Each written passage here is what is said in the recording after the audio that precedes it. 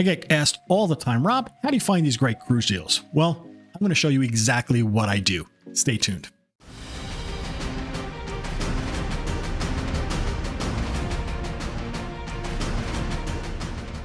Hi everyone, Rob from Cruise Seekers, and today I am going to give you my tips of how I find great cruise deals. I'm going to show you the exact tool that I use to find these deals. I'm going to show you exactly what I do in order to filter this massive amount of information so I can hone in on exactly what I am looking for and give you some, a basic, I guess you would call it a tour of this tool.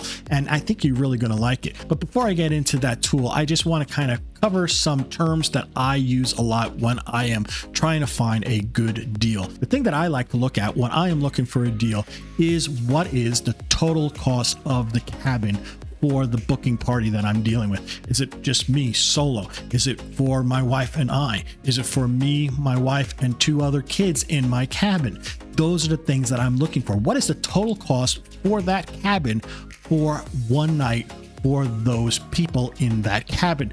That is what is going to give me the ability to see, and compare one cruise from the other, because different cruises, different itineraries will have different taxes and fees. Different cruise lines will have different gratuity charges. I want to make sure that I take all that information and I don't have to do the math on my own and put it off on a piece of paper and say, oh, this one looks like a better deal, when it really wasn't, because the taxes on that itinerary was a lot higher than another one, even though the cabin price was high. So I look for the total cost for the cabin, and that total cost includes the port fees and the taxes and the gratuities that I have to pay to the crew. That is what I consider the total cost. Then I take that total cost, divide it by the number of days of the cruise. That gives me my total cost per night. And that's the metrics that I use personally. It's a good metrics. It's the one that you want to use.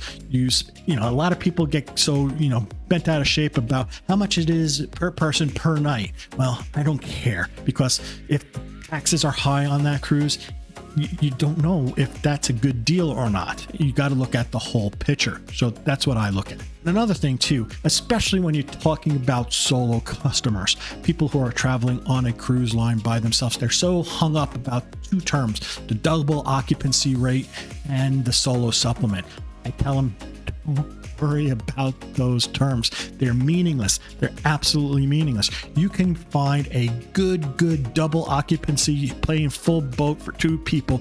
And if you find a good total cost because the cruise was just a really good price and you're just jumping in it because you can, and you're going to go solo and you're going to pay the double occupancy rate and you don't care because you got just a great deal on that cruise per night. And well, who cares if there's a big supplement? I don't care. It's what you're paying out of pocket, right? That's the number you really want to worry about. And that is the cabin's cost per night for the amount of people in that cabin. That's the number you want to look at all the time.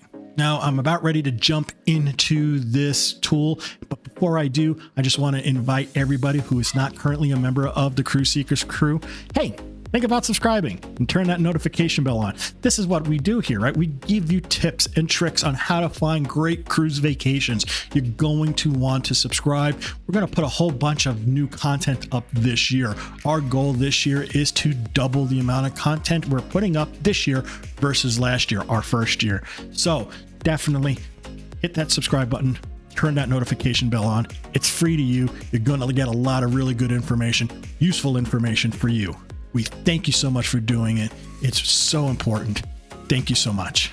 All right, so let's now get into that tool. That tool is called Plum.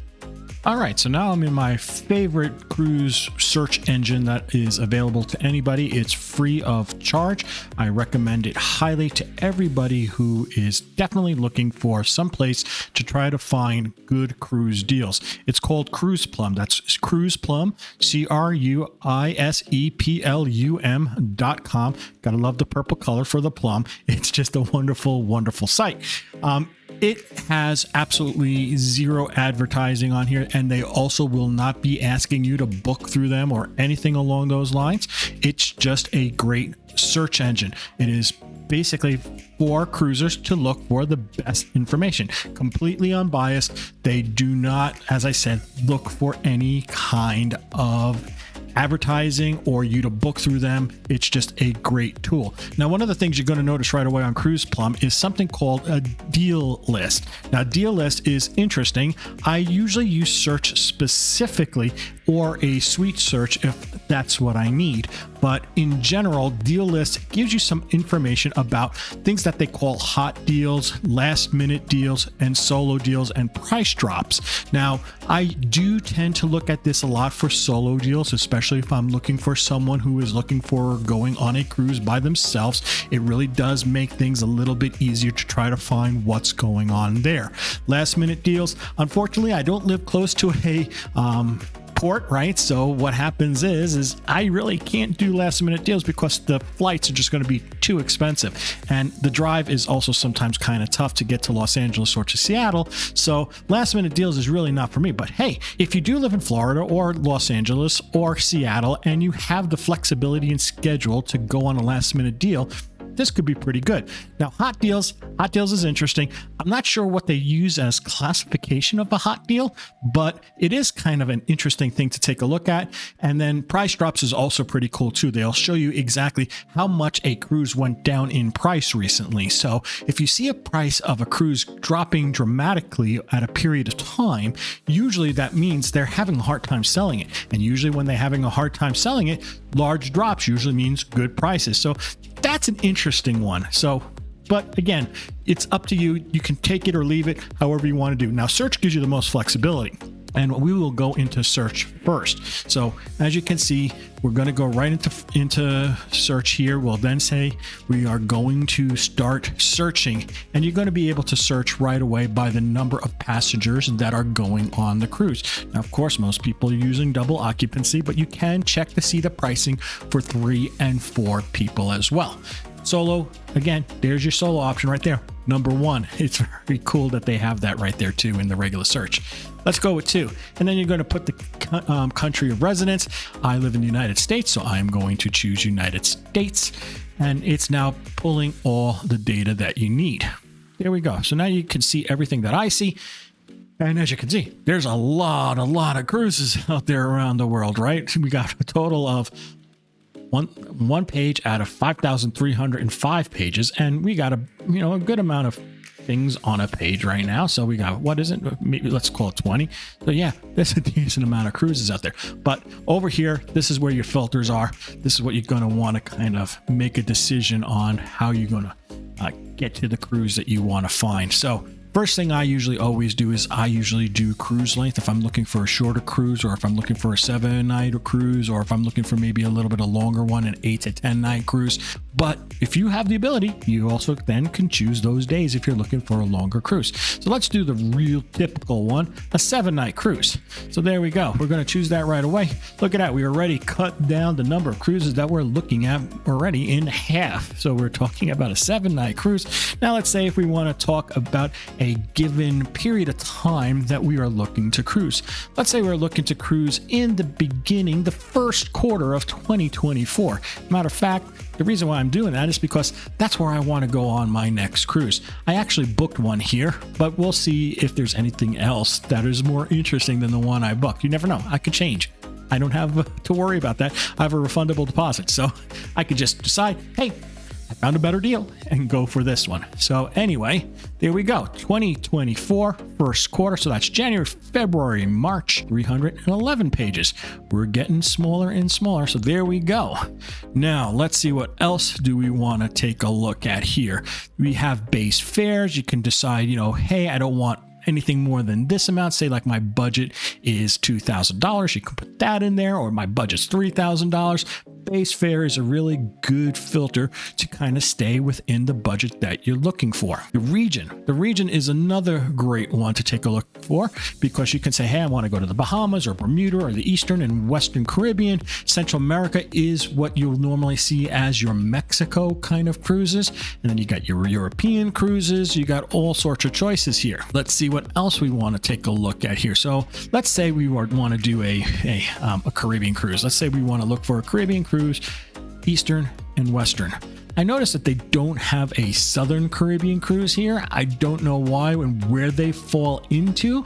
So that's the one little drawback. I hope that they will eventually add that. It is one of those things I did request them to add. All right, now we're at 72 pages. We're getting much better. All right. Now let's say you only want to look at a certain class of cabin.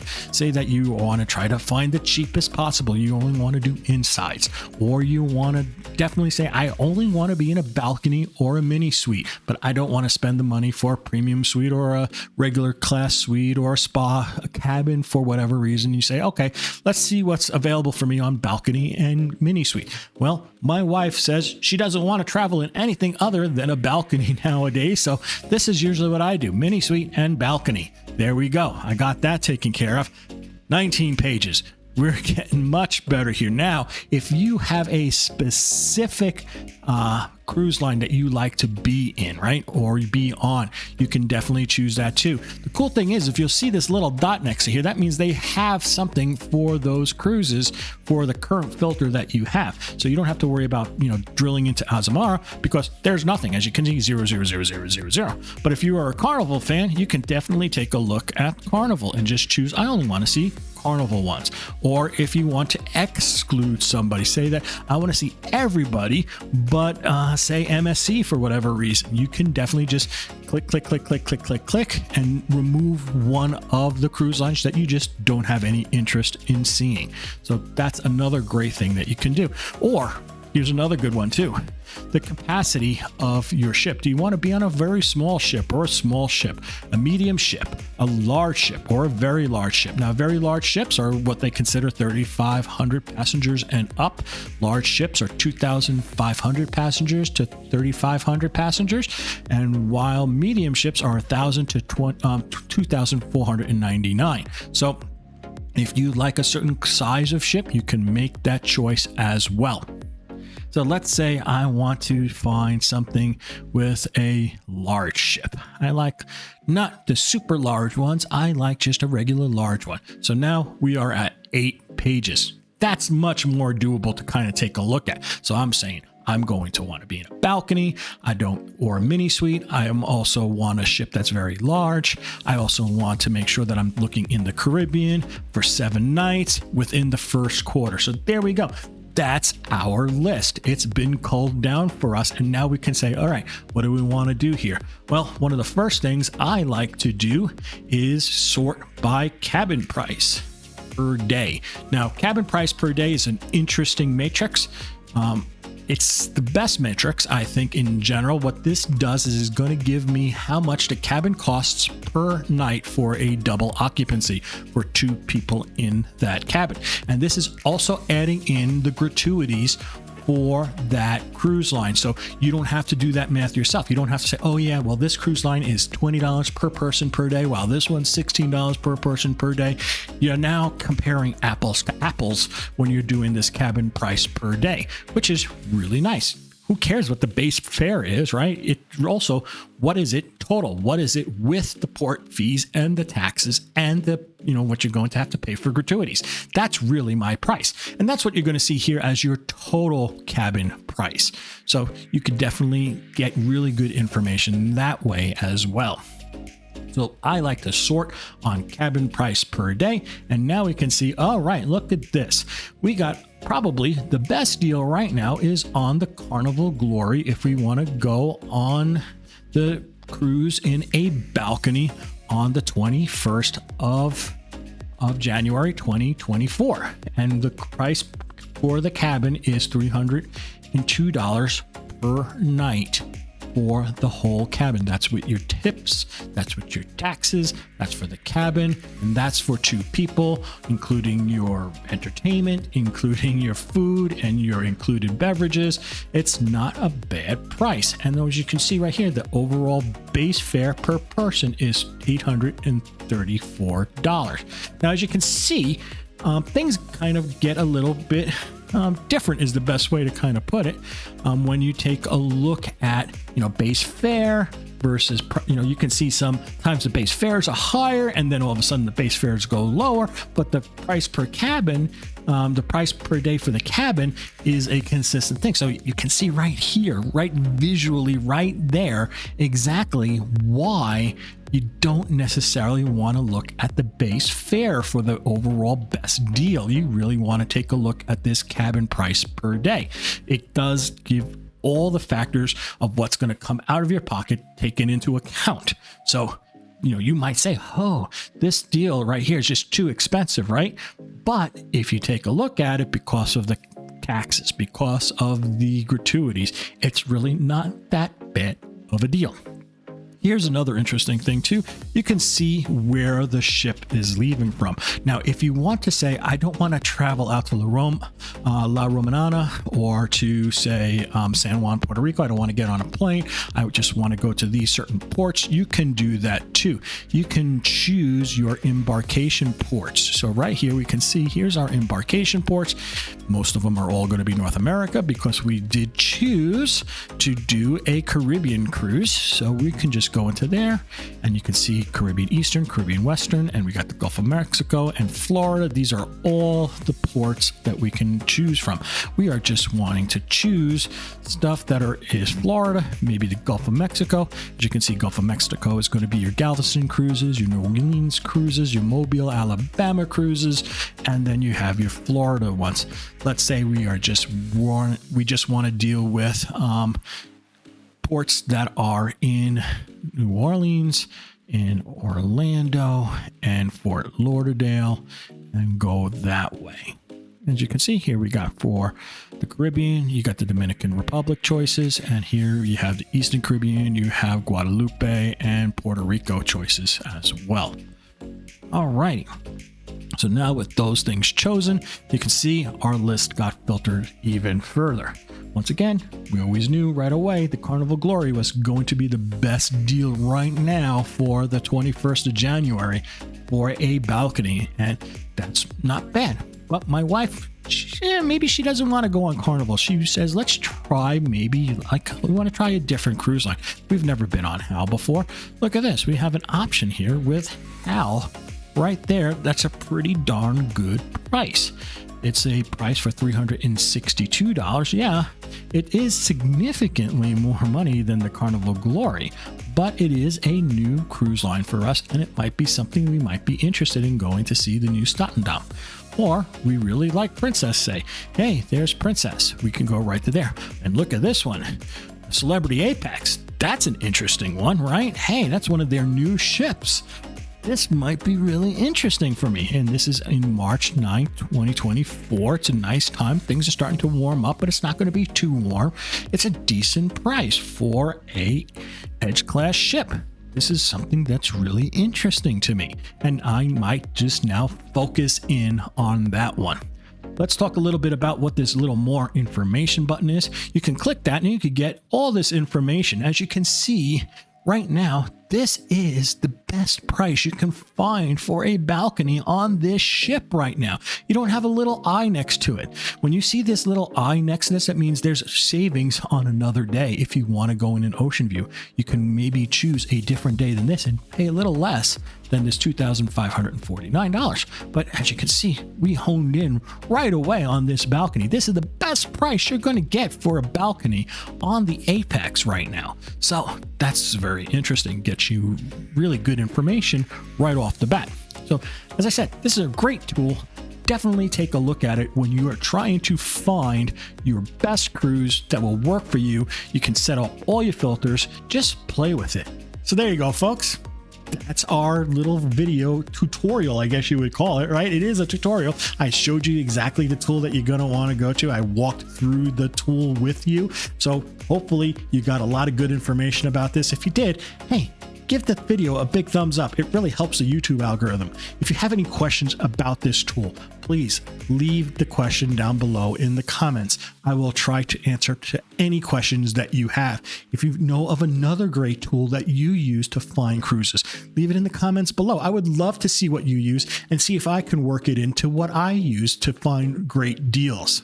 And again, one last time, if you haven't become a member of the Cruise Seekers crew, think about subscribing and turn that notification bell on. You'll get so much great content like this video where we show you exactly what to do to save a ton of money on your future cruise vacation.